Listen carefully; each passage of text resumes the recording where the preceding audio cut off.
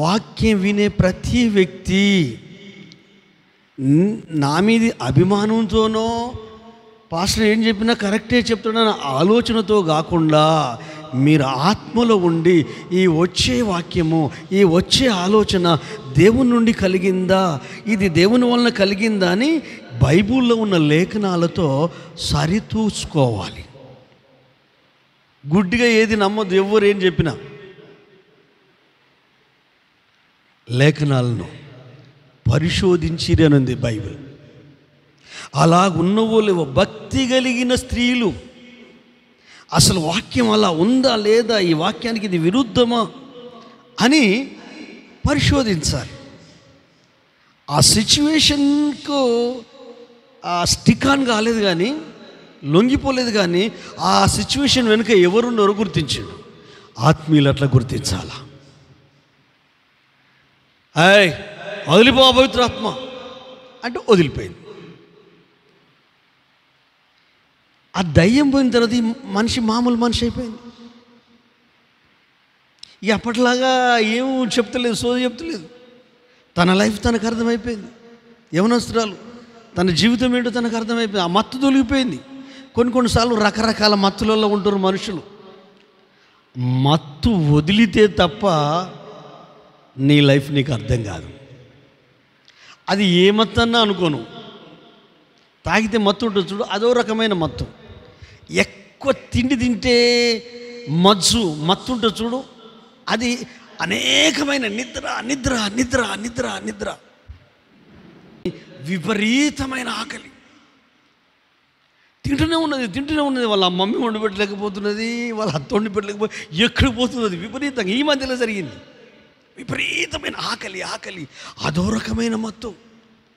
అంటే మనిషి ప్రవర్తించిన దానికంటే విచిత్రంగా ప్రవర్తిస్తూ ఉంటే అది పౌలు గుర్తించాడు.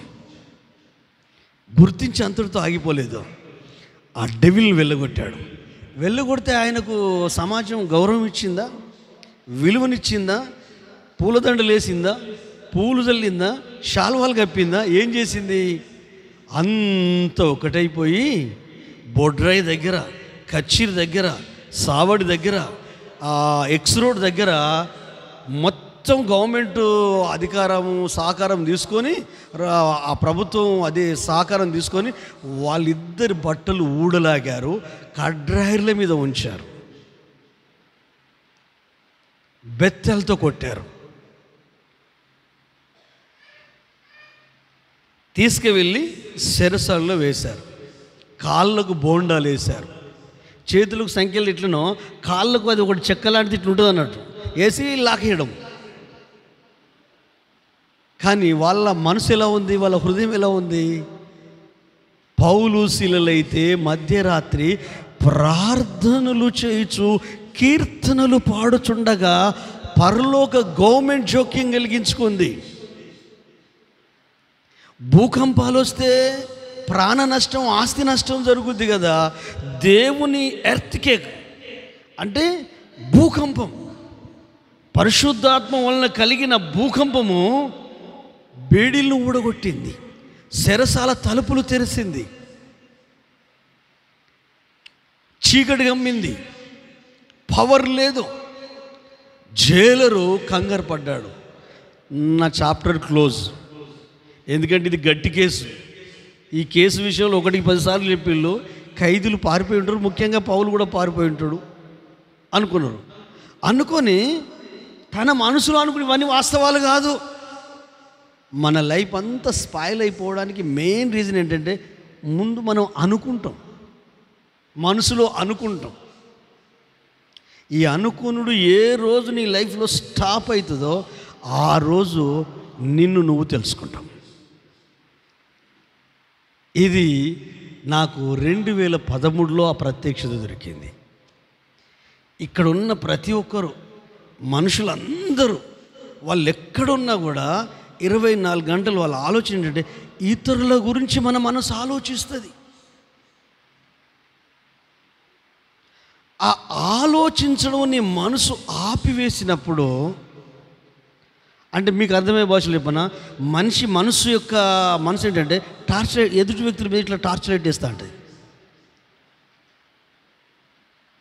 టార్చ్ లైట్ వేస్తే అందరూ మనకు కనిపిస్తుంది, కానీ మన మీద మనం టార్చ్ లైట్ వేసుకోం. హల్లెలూయా.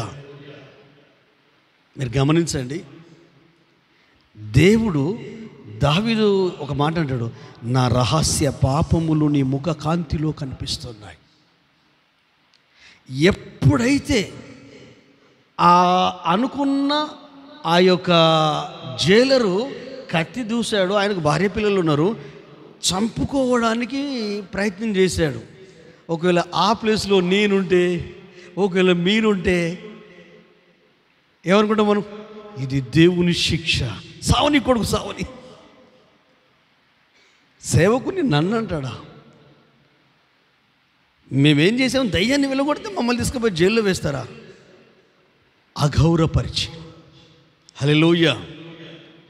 ప్రజలు, ఆడవాళ్ళు, మగవాళ్ళు, పిల్లలు, పెద్దలు, ప్రజలందరి మీద దొమ్మిగా వచ్చారు.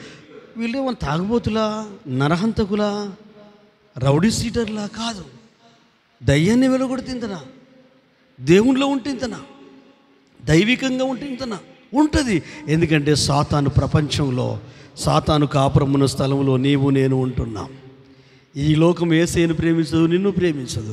ఈ లోకం ఆయన్ను గుర్తించలేదు, నిన్ను గుర్తించదు. ఈ లోకము ఆయనకు సింహాసనం ఇవ్వలేదు, కానీ సిలువనిచ్చింది, రాళ్ళనిచ్చింది, దెబ్బలనిచ్చింది, అవమానాన్నిచ్చింది. ఆయన పిల్లలకు అడుగుజాడలలో అవన్నీ ఎదురవుతాయి.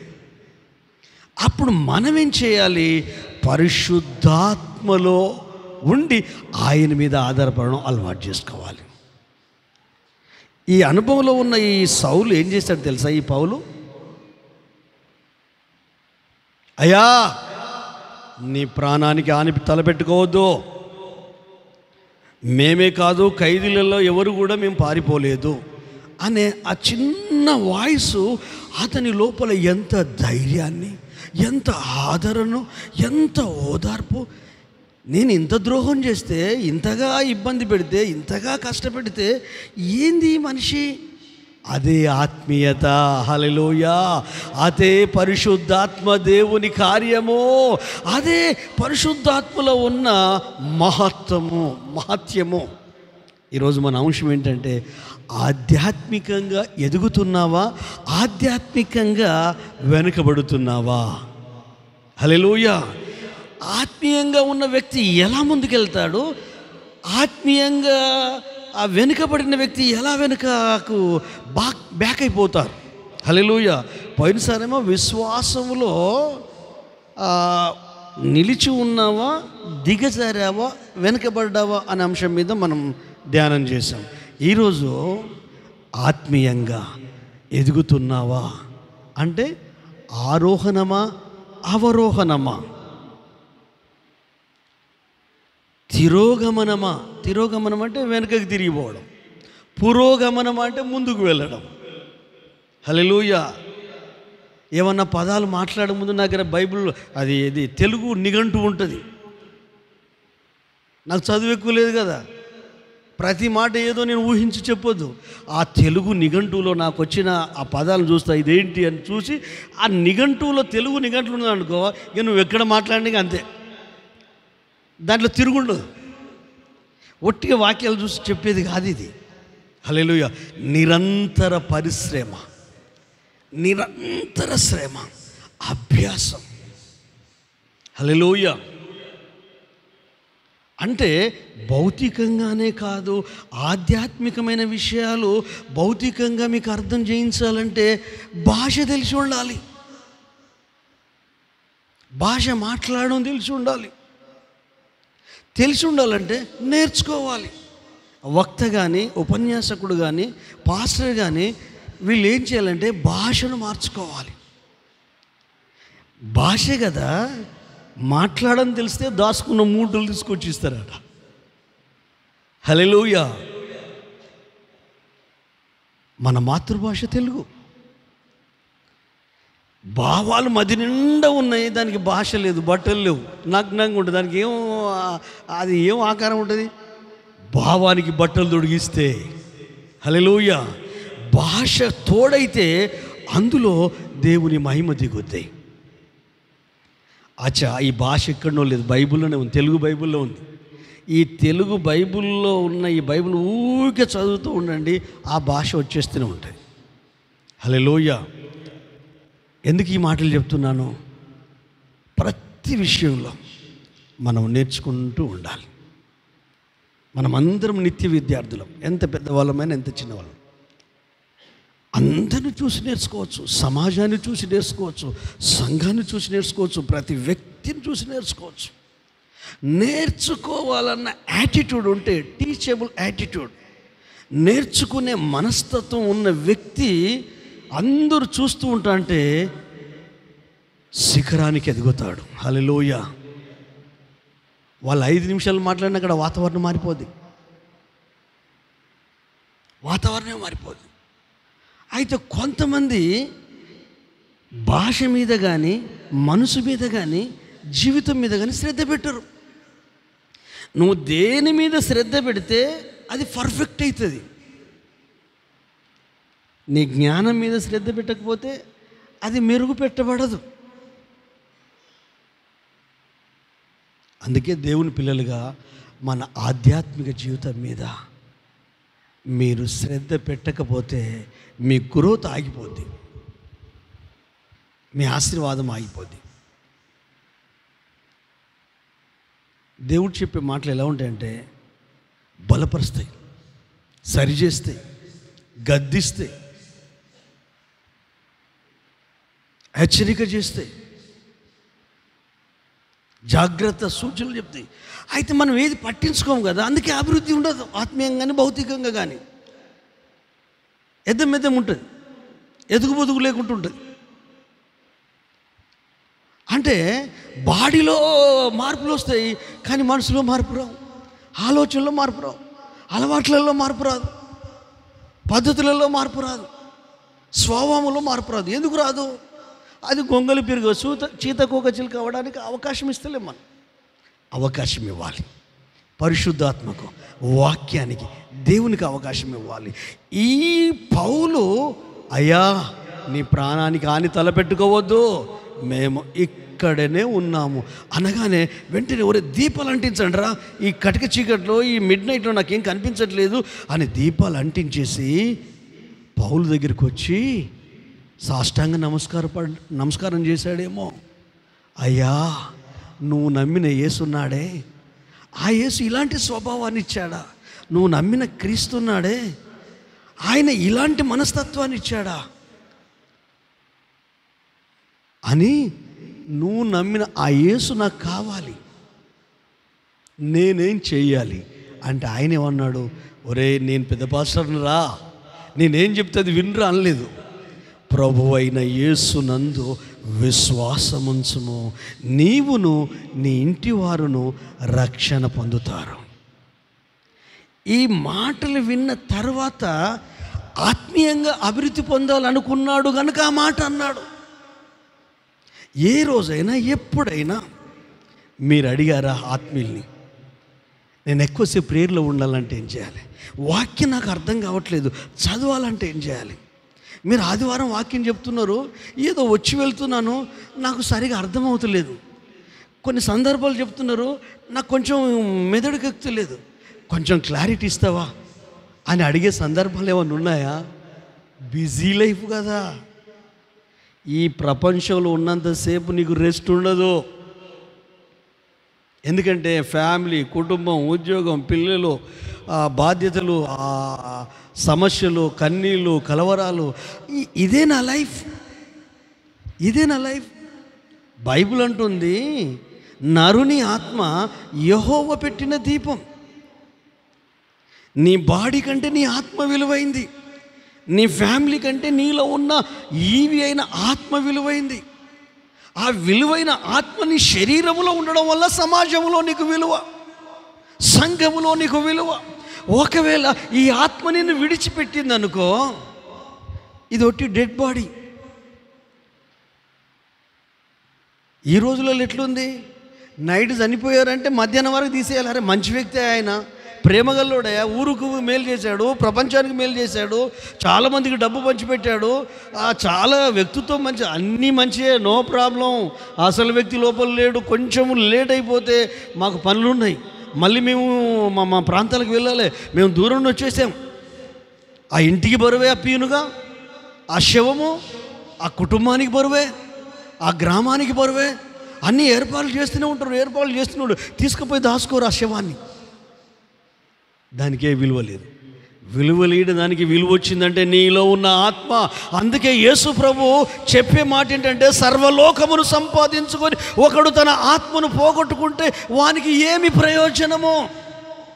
ఈ రోజుల్లో ఉన్న క్రైస్తవులు ఆత్మ మీద శ్రద్ధ పెట్టడం ఎప్పుడో మానేశారు. ఆత్మీయ జీవితం మీద మీరు అనుకుంటున్నారు మేము ఆత్మీయులమని, మీరు అనుకుంటున్నారు మేము కరెక్ట్ ఉన్నామని, కానీ నీ మనస్సాక్షి చెప్పాలి. నీ మనస్సాక్షి చెప్పాలి. హల్లెలూయ. నీలో ఉన్న పరిశుద్ధాత్మ దేవుడు చెప్పాలి.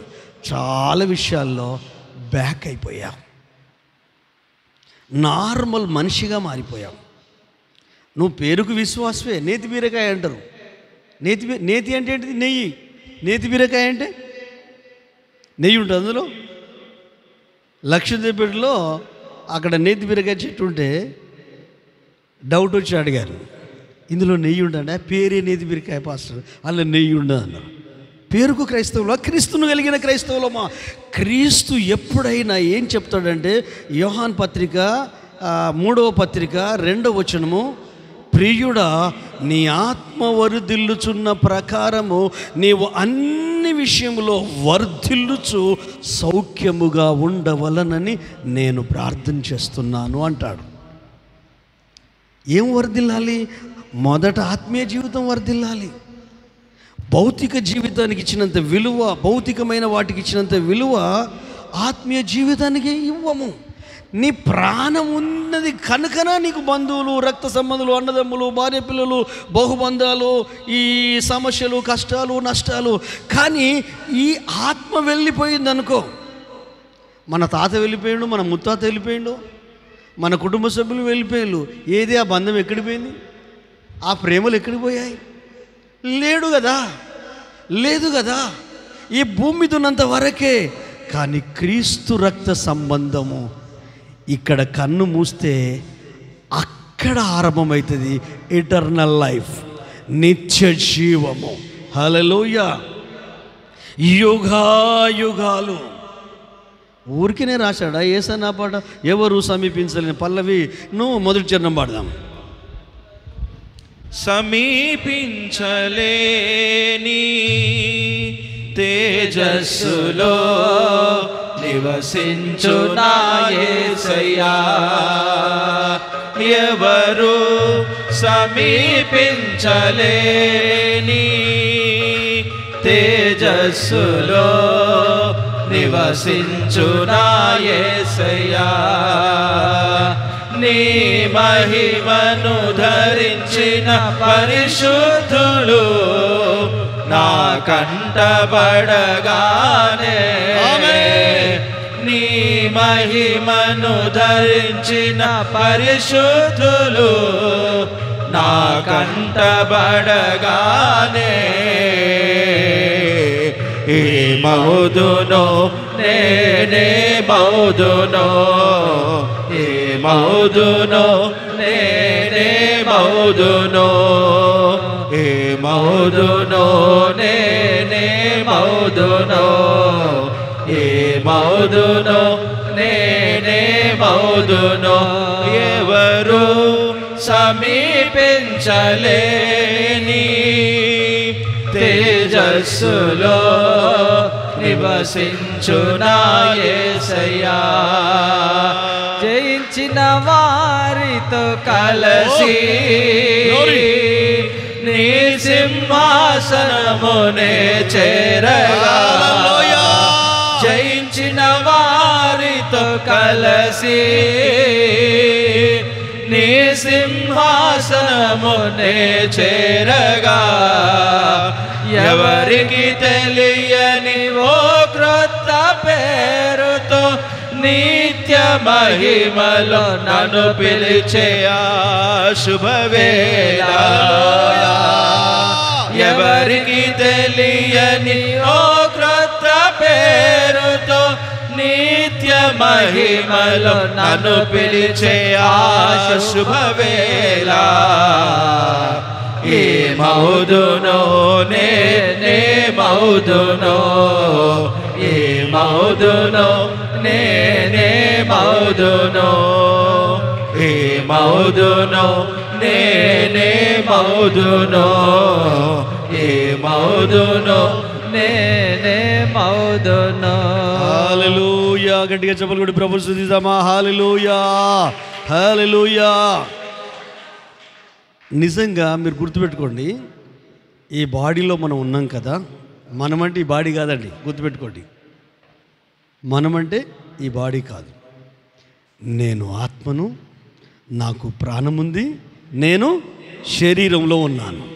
అందుకేమన్నాడు పౌలు, శిథిలమయ్యే ఈ గుడారము అమర్త్యమైంది, నశించనిది, వాడబారనిది, జీవార్థమైంది లోపల ఉన్న ఆత్మ. ఇంటి మీద, ఒంటి మీద, కుటుంబం మీద, ఫ్యామిలీ మీద బాధ్యతలు, శ్రద్ధలు పెట్టాలి, కాదనేది లేదు. కానీ ఇది పట్టించుకుంటలేవు, నువ్వు ఆత్మను పట్టించుకుంటలేవు, దీని ధర్మాన్నే బతుకుతున్నావు. ఈ ఆత్మధర్మాన్నే జ్ఞానం పనిచేస్తుంది, ఈ ఆత్మధర్మాననే వివేకం పనిచేస్తుంది, కళ్ళు పనిచేస్తున్నాయి, చెవులు పనిచేస్తున్నాయి, మెదడు పనిచేస్తున్నాయి, అన్నీ పనిచేస్తున్నాయి. కానీ ఆయనకి ఎంత కోపం రావాలండి యేసయ్యకు. ఒరే, నువ్వు మారు మనసు పొందావురా, పిచ్చిదైనా నువ్వు మనసును మార్చుకున్నావే, నీ దేహాన్ని నా మందిరంగా మార్చుకున్నాను, నీ దేహంలో ఆత్మస్వరూపిగా నేను నివాసం చేస్తున్నాను. నీ మైండ్ ఎలా ఉన్నా, నీ గుణం ఎలా ఉన్నా, నీ ఆలోచనలు ఎలా ఉన్నా, నీ అభిప్రాయాలు ఎలా ఉన్నా, నన్ను నువ్వు అర్థం చేసుకుంటావేమోనని, నా భావాల కొరకు అవకాశం ఇస్తావేమని నేను చూస్తున్నాను. నువ్వు ఇవ్వవు లేదు. ఎక్కడుంది నీ మనసు? మీరు క్రీస్తుతో కూడా లేపబడిన వారైతే పైనున్న వాటి మీదనే మనసు పెట్టుకోండి. కొలస్సీలకు రాసిన పత్రిక 3వ అధ్యాయము 1వ వచనాన్ని ఒకసారి చూద్దాం. కొలస్సీలకు రాసిన పత్రిక 3వ అధ్యాయము 1వ వచనాన్ని ఒక్కసారి చూద్దాం. నేను మీతో ఎందుకు అంటానంటే అందరూ చదవాలని ఆ వాక్య, ఎందుకంటే మీలో చాలామంది మంచోళ్ళు కదా, రోజు బైబిల్ చదువుతారు కదా, కనీసం ఇప్పుడన్నా మీరు అది మీకు పరిచయం అయితే దాని ముఖం మీరు చూస్తే, మీరు దాని ముఖం చూస్తే అది దేవుని వాక్కు కదా, ఎప్పుడన్నా ఏదన్నా అది జీవం కలిగిన సీడ్ కదా, గింజ కదా, విత్తనం కదా, ఏదో ఒక రకంగా మీ లోపల ఫలిస్తుందని. మీరు క్రీస్తుతో కూడా లేపబడిన వారైతే పైనున్న వాటినే వెదుకుడి, అక్కడ క్రీస్తు దేవుని కుడిపార్శ్వమున ఉన్నాడు. పైనున్న వాటి మీదనే కానీ భూ సంబంధమైన వాటి మీద మనసు పెట్టుకొనకుడి. ఏలయనగా మీరు మృతి పొందిదిరి, మీ జీవము క్రీస్తుతో కూడా దేవుని యందు దాచబడి ఉన్నది. మనకు జీవమై ఉన్న క్రీస్తు ప్రత్యక్షమైనప్పుడు మీరును ఆయనతో కూడా మహిమయందు ప్రత్యక్షపరచబడుదురు. గట్టిగా చప్పలు కొడదామా? హల్లెలూయా. ఇవి దేవుని మాటలు. ఎంత చక్కగా మన ముఖాన్ని అద్దంలో చూసుకున్నట్టు వాక్యం అనే అద్దము మీకు తెలిసిన భాష, గొట్టు పదాలు కాదు, అన్నీ అర్థమైన ఆ పదాలే. మీరు వేటి మీద మనసు పెట్టుకోవాలి, వేటి మీద మనసు పెట్టుకోవద్దు. ఎందుకంటే మీరు రక్షించబడిన వాళ్ళు ఆత్మీయ యాత్రలో ముందుకెళ్ళడానికి మారు మనసు, బాప్తిసం, పరిశుద్ధాత్మ, సంఘ సహవాసము, రొట్టె విరుచుట, ప్రార్థన, విశ్వాసము, ప్రత్యేకత, సాక్షి జీవితం కలిగి జీవిస్తున్న కుటుంబాలు కనుక మీ మనసు పరలోకం మీద ఉండాలి. హల్లెలూయా. మనసు ఎక్కడెక్కడికి పోతుంది, ఏమేం చేస్తుంది?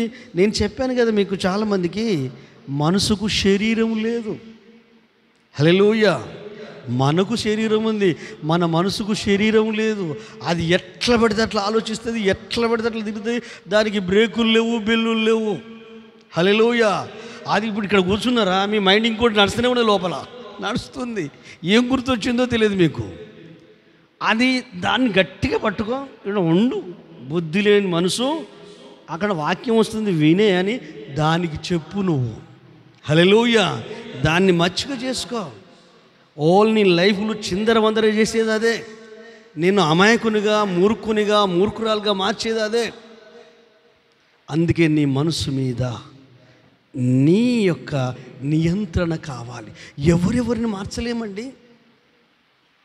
కొంతమంది చూస్తుంటే అనిపిస్తూ ఉంటాడు, అది అయ్యా వీళ్ళను మార్చవా ప్రభువా అనిపిస్తూ ఉంటుంది. ఏం ప్రార్థన చేయడం తప్ప ఏం చేస్తాను చెప్పండి?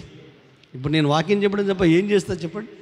మీ పిల్లలకు చెప్పడం తప్ప ఏం చేస్తారు చెప్పండి? చెప్పలేము. కానీ మార్చగలిగే దేవుని పాదాలు పట్టుకొని అయ్యా వారిని దర్శించు అనాలి, వారిని దర్శించాలి అంతే. లేకపోతే వాళ్ళ క్రియలు, వాళ్ళ పద్ధతులు అవన్నీ చూస్తుంటే కంపరం ఎక్కుతుంది, తేళ్ళు చెరువులు వాగినట్టు అనిపిస్తుంది. మన ఫ్యామిలీ, మన కుటుంబమే, మన పిల్లలే, మన ఆత్మీయులే, మనతో ఉన్న వాళ్ళే అంటే నీకు తెలియకుండా నీ కంపరం ఎక్కుతుందంటే దాని అర్థం ఏంటి? నువ్వు పరిశుద్ధాత్మలో వెనకబడ్డావు. పౌలుకు కంపరం ఎక్కల, బట్టలు లాగివేసిన ప్రభుని స్తుతిస్తున్నాడు. హల్లెలూయా. ఆత్మీయతలో ఎదిగిన వ్యక్తి పరిశుద్ధాత్మ సహకారముతో ఆయన ఆలోచన విని దానికి అనుగుణంగా వెళ్తాడు. ఇంకా మీకు అర్థం కావడం కొరకు పాత నిబంధన గ్రంథంలో ఒక సంఘటన మీకు చెప్తాను. రాజులు రాసిన మొదటి గ్రంథము అందరు తీయండి, 19వ అధ్యాయంలోకి రండి. రాజులు రాసిన మొదటి గ్రంథము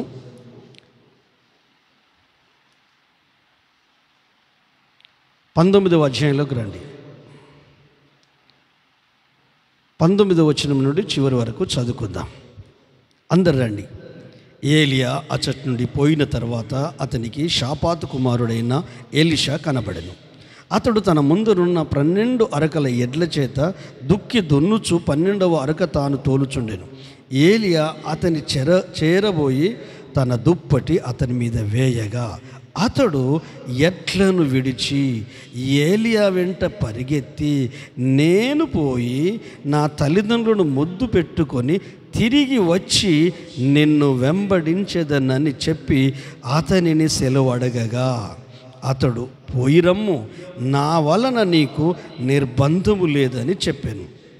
అందుకతడు అతనిని విడిచి వెళ్ళి కాడి ఎడ్లను తీసి వధించి వాటి మాంసమును గొర్తి నెగల చేత వంట చేసి జనులకు వడ్డించి వారు భోజనము చేసిన తరువాత అతడు లేచి ఏలియా వెంబడి వెళ్ళి అతనికి ఉపచారము చేయుచుండెను. ఆమేన్, హల్లెలూయా. ఒక్కసారి మనము విజువలైజేషన్లో ఒక్కసారి చూద్దాం. అందరం వ్యవసాయదారులమే, వ్యవసాయం చేసిన వాళ్ళం. మనం ఇదే వర్షాకాలం అనుకుందాం. అతడు 12 జతల ఎడ్లతో దున్నుతున్నాడు. అంటే పేదోడా గొప్పోడా? గొప్పోడే. ఎన్ని ఎకరాల పొలం ఉంటే అన్ని అరకలు కట్టాలో. దేవునికి స్తోత్రం. ఆసామి, భూస్వామి, ఇంకో మాటలు చెప్పాలంటే అంటే ఫైనాన్షియల్గా, ఆర్థికంగా వెల్ సెటిల్, నేలను నమ్మి, వ్యవసాయాన్ని నమ్మి జీవిస్తున్న వ్యక్తి, ఆత్మీయుడు కూడా, దైవికంగా ఎదిగిన కుమారుడు కూడా. అంటే డబ్బులిచ్చి పని చేయించవచ్చు, కానీ మట్టికైనా ఇంటోడు కావాలి కదా. 11 అరకలుంటే 12వ అరక దున్నుతున్నాడు. ఎందుకంటే వెనుక చూడాలి కదా ఎట్లా వస్తున్నాయి సార్లు. అది ఒక్కటే మనకు అనిపిస్తుంది. అక్కడ సిచ్యువేషన్ ఏంటి? సమయం, అంకిత భావం, పనిచేసే మనస్తత్వం, దీంట్లో సక్సెస్ను సాధించాలి. మిగతా వాళ్ళను, ఆ 11 మందిని పురుకొల్పుతాం. కొంతమంది ఏం చేస్తారంటే యజమానులు పనికి పిలిచిన వాళ్ళను వాళ్ళకి ఎప్పటికప్పుడు ఉత్సాహపరుస్తూ ఉంటా అంటారు. కొంతమంది ఏమో, నేను అందుకే నిన్ను పనికి పిలువనన్నా, నువ్వు అంతా ముచ్చట్లు పెట్టి మొత్తం పొద్దు చూసి సమయం అంతా ఖాళీ టైం పాస్ చేస్తావు. నేను చెప్పిన నీకు ఎవరిని పిలిచినా ఆమెను మాత్రం పిలువకు, ఆయన మాత్రం పిలువకు. కానీ కొంతమందిని వెతుక్కుంటూ వచ్చి వాళ్ళ మీద వారం రోజుల కూలి మీద పడేస్తారు. మీరే రావాలి, ఎందుకంటే ఇది నా పని కాదు కదా అనే ఆలోచన వస్తుంది. కానీ అలాంటి ఆలోచన వచ్చినా కూడా ఈ యజమానుడు వారిని మోటివేట్ చేస్తున్నాడు. ఆకాశమందున్న దేవుడు ఏలియాతో మాట్లాడాడు. ఏమని మాట్లాడాడు? ఏలియా, నువ్వు పిరికుడు అయిపోయావు. అరే, నువ్వు ఎంత ధైర్యవంతుడు అయ్యా! ఆహాబు రాజును సవాల్ చేసి కర్మేలు పర్వతం మీదకి పిలిచి, చలో నీ దేవుడు గొప్పనా నా దేవుడు గొప్పనా చూద్దాం. ఇజ్రాయెల్ ప్రజలను చూసి మీరు ఆత్మీయతలో వెనకబడ్డారు, 2 తలంపులలో ఉన్నారు, అసలు మీరేం మనుషులని ఇటు ఇజ్రాయెల్ ప్రజలను హెచ్చరిక చేసి చలో రండి అని బయలు ప్రవక్తలకు సవాల్ చేసి ఆ పర్వతం మీద, కర్మేలు పర్వతం మీద ఒక్కడే ఒంటిగా నిలబడ్డాడు. దేవుని పక్షాన ఆధ్యాత్మికంగా ఎదిగిన వ్యక్తి నిలబడడం మాత్రమే కాకుండా ఒక సజెషన్, ఒక ఎద్దు తీసుకోండి, పచ్చికట్టలు వేరవండి, నీళ్లు కందకము తీసి నీళ్లు నింపండి, రాళ్ళు వేయండి, అన్నీ వేయండి, మొత్తం మీద మీ దేవునికి ప్రార్థన చేయండి. ఆ తర్వాత నేను మా దేవునికి ప్రార్థన చేస్తా. ఎవరి దేవుడు అగ్నిని రాజేసి ఆ కందకములో ఉన్న నీళ్లను, రాళ్లను, పచ్చి మాంసాన్ని మొత్తం దహనం చేస్తాడో వాళ్ళే నిజమైన దేవుడు అని సవాల్ చేసింది. నిజంగా ఆ సవాల్ ప్రకారము వాళ్ళు ఓడిపోయారు. సాయంకాలం వరకు రక్తాలు కట్టేటట్టు ప్రార్థనలు చేశారు వాళ్ళ దేవుళ్ళకు, ఏం జరగలేదు. పక్కకు జరగమన్నాడు. పడిపోయిన బలిపీఠాన్ని, ఇజ్రాయెల్ 12 గోత్రాలు చొప్పున పడిపోయిన బలిపీఠాన్ని కట్టి ప్రార్థన చేయడం ప్రారంభించాడు. కట్టిన తర్వాత అవన్నీ పేర్చేసి ప్రార్థన చేయడం ప్రారంభించాడు. 2 బలిపీఠాలని, వాళ్ళతోటి ఇటోటి. అప్పుడు ఆమె అనక ముందే అగ్ని దిగి వచ్చి నీళ్లను, రాళ్లను, పచ్చికట్టెలను, పచ్చి మాంసాన్ని మొత్తం బోట్ చేసేసాయి. ఎంత ఆధ్యాత్మికంగా ఎదిగిన వ్యక్తి అండి ఏలియా. బైబిల్ అంటుంది, యేసుప్రభు తమ్ముడు యాకోబు అంటాడు, ఏలియా మనలాంటి స్వభావము గల మనుషుడే, కానీ ఆత్మీయంగా దేవుని ఆలోచనను పొందుకొని సవాల్ చేసి 2 తలంపులు ఉన్న ఇజ్రాయెల్ ప్రజలను యెహోవాను ఆరాధించేటట్టు చేశాడు. ఎంత అభివృద్ధి, ఆత్మీయ అభివృద్ధి. ఆయనకు పై వస్త్రం ఉండకపోయేది ఏలియాకు. ఈ అభివృద్ధి కాదు, భౌతిక అభివృద్ధి కాదు, ఆత్మీయ అభివృద్ధి, మానసిక అభివృద్ధి, ఆలోచనలు అభివృద్ధి, దైవిక అభివృద్ధి, విశ్వాసం అభివృద్ధి. ఆ సిచ్యువేషన్ను, రాజును ఎదుర్కొనే సిచ్యువేషను, జనాలను మొబలైజ్ చేసే సిచ్యువేషను, ఇది మాటలన్నంత తేలికనా, నేను చెప్పినంత ఈజీయా, మీరు విన్నంత తేలికనా కాదు. ఒక్కసారి విజువలైజేషన్లో చూడండి, దృశ్యరూపకంగా చూడండి. ఆ పరిస్థితులలో, ఆ కండిషన్లో ఒకవేళ అగ్ని దిగకపోతే ముఖం ఇంతంత కాదు, కానీ అగ్ని దిగింది, కాల్చివేసింది. అయితే ఇది జరిగింది, మొత్తం మీద దేవునికి మహిమ వచ్చింది. ఇజ్రాయెల్ ప్రజలందరూ ఆధ్యాత్మికంగా, ఆత్మీయంగా ముందుకెళ్ళడానికి ఒకటైపోయింది. ఇక 2 తలంపులు లేవు వారికి. చూశారు కదా మహిమను, ఒకటైపోయి ముందుకెళ్తున్నారు. ఈలోపు జరిగింది ఏంటంటే, ఈ ప్రజలు ముట్టుకోలే. యెజబెల్ వాడెవడో, ఏలియా ఎక్కడున్నాడు వాడు, రేపు ఈ టయానికి వాని ప్రాణం తీయకపోతే నాకు దేవుడు అపాయం కలుగజేయునుగాక అని ఒక వార్త రిలీజ్ చేసింది, అంతే. భయపడిపోయాడు. ప్రాణము దక్కించుకోవడం కొరకు దిన ప్రయాణము అరణ్యంలో ప్రయాణం చేశాడు. ప్రయాణం చేసి ఒక బదిరి వృక్షం అంటే రేగు చెట్టు అంటే ముళ్ళది, అక్కడ ఉన్నాడు. అక్కడ ఉండి ఏమని ప్రార్థన చేస్తున్నాడు? అయ్యా, నేను బ్రతికిన బ్రతుకు చాలు, నా విశ్వాసం చాలు, నా జీవితం చాలు, నన్ను వాడుకున్నది చాలు, నేను బ్రతికిన బ్రతుకు చాలు. ఎంత నిస్వార్థంగా బ్రతికాను, ఎంత దైవికంగా జీవించాను. ఈ పిచ్చి జనమన్న నాకు సపోర్ట్ ఇస్తలేరు. ఆ ఆడ మనిషి ఉందే, ఆ యెజబెల్ రాణి, మళ్ళీ మగ మనిషి రాజు కూడా కాదు, ఒక లేడీకి, ఒక ఆడ మనిషి అన్న మాటను నమ్మి భయపడి పారిపోయి ఆ చెట్టు దగ్గర ఏమని చేస్తుండే తెలుసా? ప్రార్థన. నాకింత మట్టుకు చాలయ్య నా బ్రతుకు, దయచేసి నా ప్రాణమును తీసుకో. ఆత్మీయంగా విసిగిపోయావా? విశ్వాసంలో విసిగిపోయావా? కుటుంబంతో విసిగిపోయావా? భర్తతో, భార్యతో, పిల్లలతో విసిగిపోయావా? ఇక ఈ జీవితం జీవించలేను, ఈ దైవికంగా నేను బ్రతకలేను, ఈ ప్రార్థన వద్దు, ఈ బైబిల్ వద్దు, ఈ వాక్యం వద్దు, ఈ పరలోకం వద్దు, నాకు ఏది వద్దు, అసలు ఈ భూమే వద్దు, ఈ లోకమే వద్దు, అయ్యా నువ్వు నన్ను తొందర ప్రాణం తీసుకో, నా ప్రాణం తీసుకో, నాకు బతకాలనిపిస్తలేదు అని ప్రార్థిస్తున్నా. ఒక్కసారి ఆలోచించు, దేనికి భయపడుతున్నాం? ఎవరికి భయపడుతున్నాం? యేసుప్రభు ఏమంటాడో తెలుసా? మీ దేహమును, మీ శరీరాన్ని అగ్నిలో నశింపజేయువానికి భయపడుడి కానీ మీ శరీరానికి హాని తలపెట్టే వారికి భయపడొద్దు. మనోడు భయపడ్డది మనిషికి భయపడ్డాడు, ఒక రాణికి భయపడ్డాడు, ఒక స్త్రీకి భయపడ్డాడు, భయపడి పారిపోయాడు. పారిపోయిన ఈ వ్యక్తి ఏం చేశాడు? బదిరి వృక్షం కింద ఉన్నాడు. నువ్వు ఎవరిని ఆశ్రయిస్తున్నావు అయ్యా? సహోదరి, నువ్వు ఎవరిని ఆశ్రయిస్తున్నావు? మనుషులు మనుషులే కదా, లోకం లోకమే కదా. అధికారులైనా, రాజులైనా, నాయకులైనా, సేవకులైనా, అపోస్తులైనా, బోధకులైనా, ఆత్మీయులైనా, ఎవరైనా, కుటుంబమైనా, ఫ్యామిలీ అయినా, భర్త అయినా, భార్య అయినా, పిల్లలైనా, ప్రాణ స్నేహితులైనా, ప్రాణమిత్రులైనా, వాళ్ళు ఎవరైనా మనుషులే కదా. నువ్వు ఆశ్రయించాల్సిన ఎవరిని? యెహోవాను ఆశ్రయించాలి, యేసయ్యను ఆశ్రయించాలి. నా యొద్దకు వచ్చు వానిని నేను ఎంత మాత్రము త్రోసివేయనని చెప్పాడు. నువ్వు ఆశ్రయించి చూడు, ఆధారపడి చూడు, ఆయన వైపు చూసి చూడు. కీర్తనకారుడు మీరు వారు ఆయన తట్టు చూడగా వారి ముఖములెన్నడూ లజ్జింపకపోవును. ఆయన తట్టు చూసిన ఏ వ్యక్తిని కూడా నిరాశపరచడు. మీరు నిరాశపరచవచ్చు, నేను నిరాశపరచవచ్చు, మనము నిరాశపరచవచ్చు, కానీ నువ్వు నమ్మిన దేవుడు ఎప్పుడు నిన్ను డిస్కరేజ్ చేయడు, నిన్ను నిరాశపరచడు. ఈ జనాలను బట్టి దేవుని మీద నీకు నిరాశ రావద్దు. నీకు వచ్చిన కష్టాలను బట్టి నీ ఆత్మీయ జీవితం మీద నీకు నిరాశ రావద్దు. నీ భక్తి మీద, నీ సమర్పణ మీద నిరాశ రావద్దు. నిరాశ అనేది దొంగ ఊబి, భూమి పుండు లాంటిది, జిగటగడ ఊబి లాంటిది. లోపలికి వెళ్ళిపోతాము, ఇక అసలు వ్యక్తిత్వం చచ్చిపోతుంది, మనస్తత్వం చచ్చిపోతుంది, మనసు చచ్చిపోతుంది, ప్రేమ చచ్చిపోతుంది, భక్తి చనిపోతుంది, భయము చచ్చిపోతుంది, ఆత్మీయత చనిపోతుంది.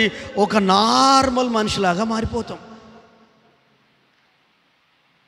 భార్యకు భర్తలాగా, భర్తకు భార్యలాగా, పిల్లలకు తల్లిదండ్రులాగా, తల్లిదండ్రులకు పిల్లలాగా.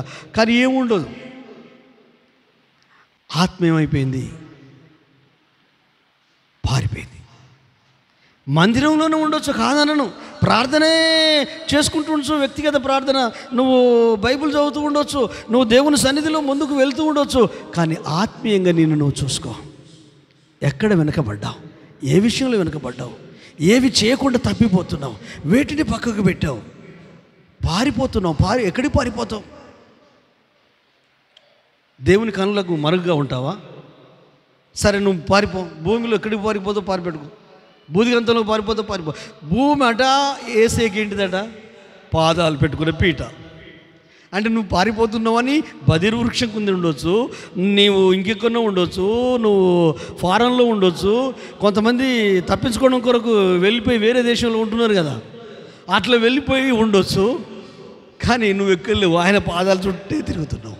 భూమి ఆయన పాద పెట్టాం కదా, పాదాల చుట్టూ తిరిగే నీవు ఒక్కసారి కన్నులెత్తి ఆయన వైపు చూడు. హల్లెలూయా. కలవరపడినే నా కన్నులెత్తుదునా, కలవరపడినే కొండల వైపు నా కన్నులెత్తుదునా, కొండల వైపు నా కన్నులెత్తి కొదువతో నేను కుమిలెదనా, కొదువతో నేను కుమిలెదనా. నీవు నాకుండగా నీవే నా యేసయ్య నీ పక్షానున్నాడు. నీవు నాకుండగా నీవే నాండగా, నీవేనా నీవేనా నీవేనా నీవేనా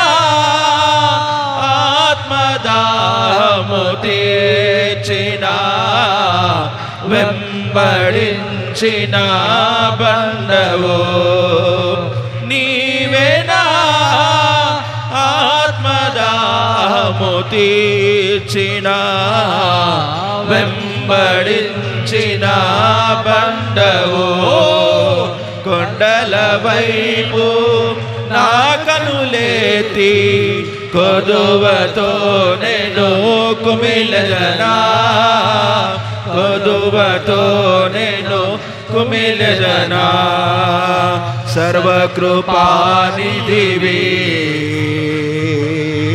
సంపదలగనివే సర్వకృపానిధివి సంపదలగనివే సకలము సకలము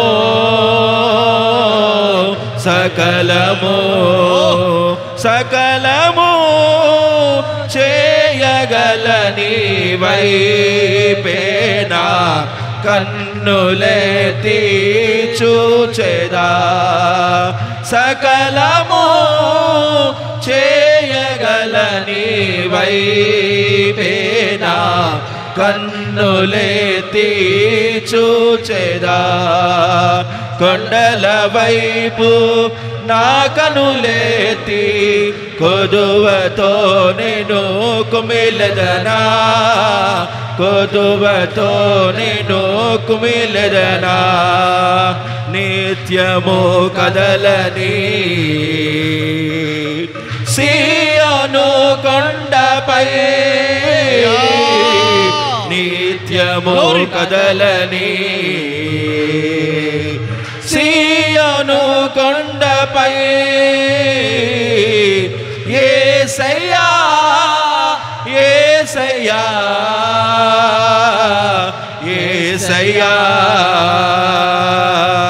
యేసయ్యా నీదు ముఖము చూచుచో పరవశించి పాడేదా యేసయ్యా నీదు ముఖమును చూచుచో పరవశించి పాడేదా కొండల వైపు నా కనులెత్తి కొదువతో నేను కుమిలెదనా కొదువతో నేను కుమిలెదనా కలవరపడినే కొండల వైపు నా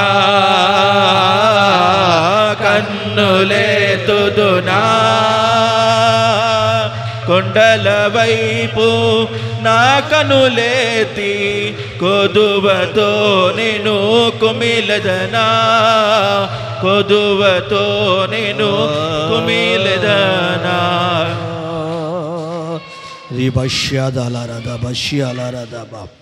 థ్యాంక్స్ లార్డ్. అందరం గట్టిగా చెప్పలు కూడా ప్రభుని స్తుతిద్దామా. హల్లెలూయా హల్లెలూయా. ఏలియా లాంటి వాడే పిరికోడై పారిపోయాడు. ఎన్ని అనుభవాలండి ఏలియాకు. వర్షం పడాలంటే పడింది. నీలాంటి నాలాంటి వ్యక్తితో ఛాలెంజ్ చేశాడా? ఆ దేశ అధ్యక్షుడితో ఛాలెంజ్ చేశాడు, ఆహాబు రాజుతో. నేను చెప్పేంత వరకు వర్షం పడదు. నిజంగా పడలేదు. మళ్ళీ వర్షం రావాలంటే వర్షం వచ్చింది.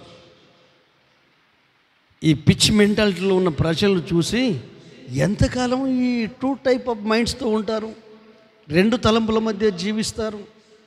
ఈ ద్వంద్వ వైఖరి నుంచి బయటపడరా? ఈ ద్విమనస్తత్వం నుంచి బయటపడరా? యెహోవా దేవుడైతే యెహోవాని పూజించండి, బయలుదేవుడైతే బయలుని పూజ. ఎవరికి చెప్తున్నాడు? ఇజ్రాయేల్కి చెప్తున్నాడు. ఈ రాజు ఎవరు? ఆహాబు రాజు, ఇజ్రాయేల్ రాజు. భార్య ఎవరు? అన్యురాలు. పెళ్లి చేసుకున్నప్పుడు విగ్రహం తీసుకుని వచ్చేసింది. హల్లెలూయా. ఏం జరిగింది? దేశం యథా రాజా తదా ప్రజ. అందరూ విగ్రహారాధికులైపోయారు. మీరు అనొచ్చు, మేము అన్నీ వదిలిపెట్టి వచ్చేసాం కదా పాస్టర్ గారు, మరి మా విగ్రహం ఏంటి? యేసయ్య కంటే ఎక్కువ ప్రేమించడం అదే నీ విగ్రహం. దాంట్లో ఏం లేదు. యేసయ్య కంటే ఉద్యోగాన్ని ఎక్కువ ప్రేమించడం అనుకో, అది నీ విగ్రహం. యేసయ్య కంటే నీ పిల్లల్ని ఎక్కువ ప్రేమించడం అనుకో, అది నీ విగ్రహం. యేసే కంటే ఏది నువ్వు ప్రేమించినా అది విగ్రహమే. అందుకే ఆయన ఏమన్నాడు, నీ పూర్ణ హృదయముతో, నీ పూర్ణ ఆత్మతో, నీ పూర్ణ శక్తితో, నీ పూర్ణ బలముతో నీ దేవుడైన యెహోవాను ప్రేమించాలి. హల్లెలూయా. అంటే నీ శక్తి అంతటితోని, నీ మనసు అంతటితోని, నీ ఆలోచన అంతటితోని ఆయన మీదనే ప్రేమ ఉండాలి. ఎలాగంటారా, అబ్రహాం ప్రేమించాడే, కన్న కొడుకుని ఇవ్వమన్నప్పుడు ఇవ్వడానికి కూడా వెనకాడకుండా, భార్యకు చెప్పకుండా, పనుల్లోకి చెప్పకుండా, ఇక్కడే ఇద్దరు దిగి ఉండండి, ఇక్కడ ఉండండి, నిలిచి ఉండండి, మేము కొండపైకి వెళ్ళి యెహోవాను ఆరాధించి వస్తాం. వయసు ఆటంకం కాలే కొండెక్కడానికి. ఆలోచిస్తే ఎన్ని లోపాలండి ఆధ్యాత్మిక జీవితంలో, మన జీవితాలలో. కానీ దేవుడు వదిలిపెట్టాడా? ఏలియాను వదిలిపెట్టలేదు, తట్టి లేపాడు. నిద్రపోకురా నాయన, నిద్రపోకురా.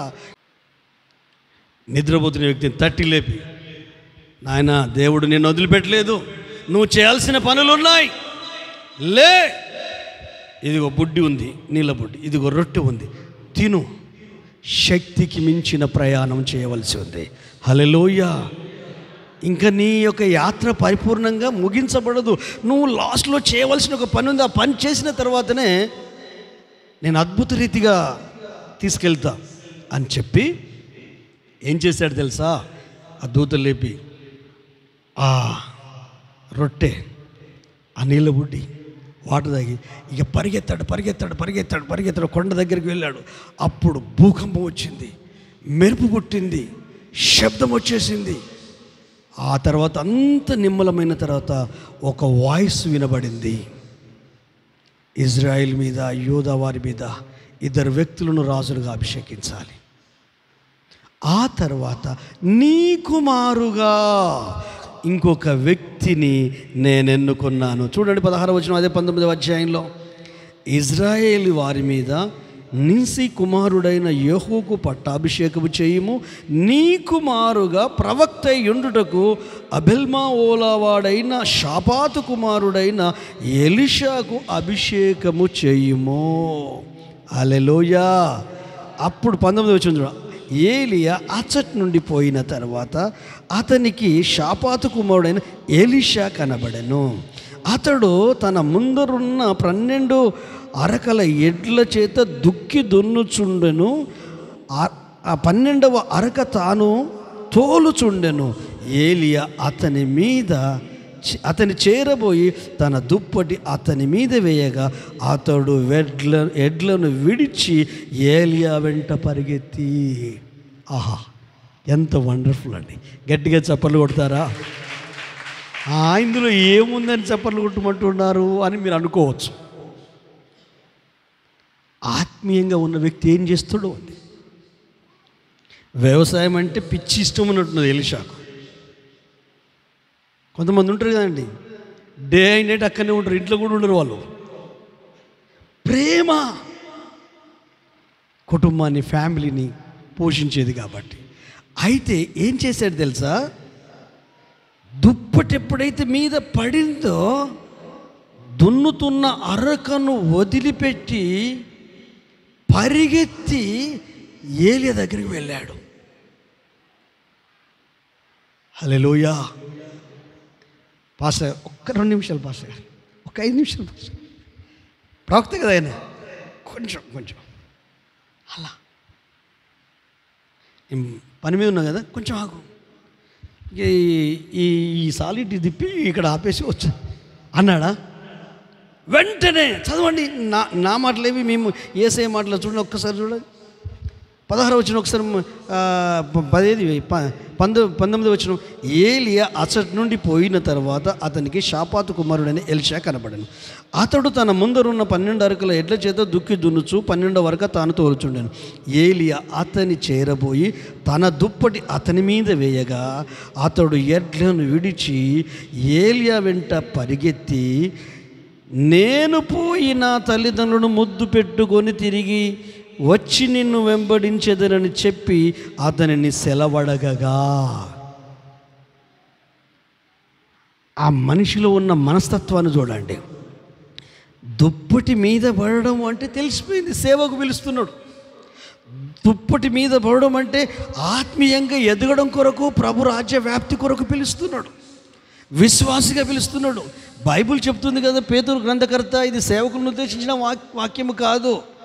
మీరు చీకటిలో నుండి వెలుగులోనికి పిలిచిన వాని గుణాతిశయములు ప్రచురించు నిమిత్తము రాజులైన యాజక సమూహము, దేవుని సొత్తైన ప్రజ. మనమందరం ప్రవక్తలమే, మనమందరము యాజకులమే, మనమందరము రాజుల వంశమే, మనమందరం ఆయన కృప చేత క్రీస్తు రక్తము వలన రక్షణ పొందిన వారిని మనం. ఎప్పుడైతే అతని కామన్ సెన్స్ చూడండి, హల్లెలూయా,